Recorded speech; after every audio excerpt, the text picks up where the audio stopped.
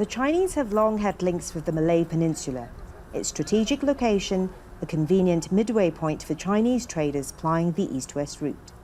Even now, commerce is at the heart of the relationship, with Malaysia counting China as its biggest trading partner.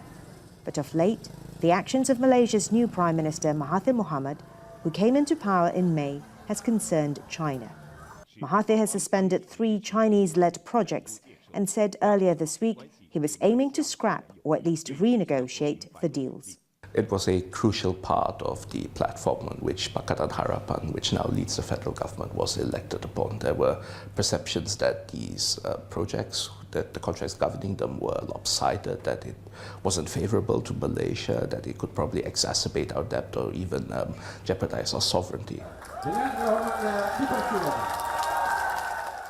The contracts were signed by the previous government led by Najib Razak, who's been charged with corruption and money laundering. Officials are investigating whether the previous administration used money from the projects to repay debts owed by the scandal-ridden Fund 1MDB set up by Najib. The ECRL.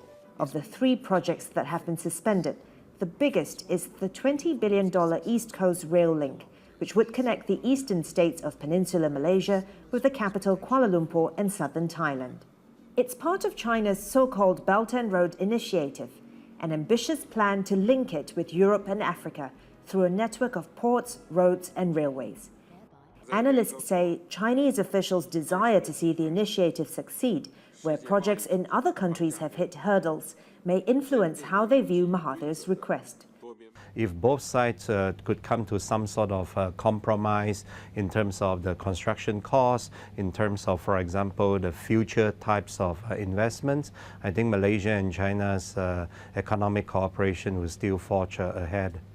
A Malaysian government advisor visited Beijing last month to lay the groundwork for Mahathir's first visit to China since his election. Ultimately, the 2 countries need each other.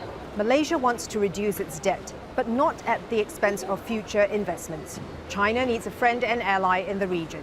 Just recently, the Chinese Foreign Ministry said any disagreements between the 2 countries should be resolved through talks, an indication perhaps that China is willing to renegotiate the terms of its deals with Malaysia.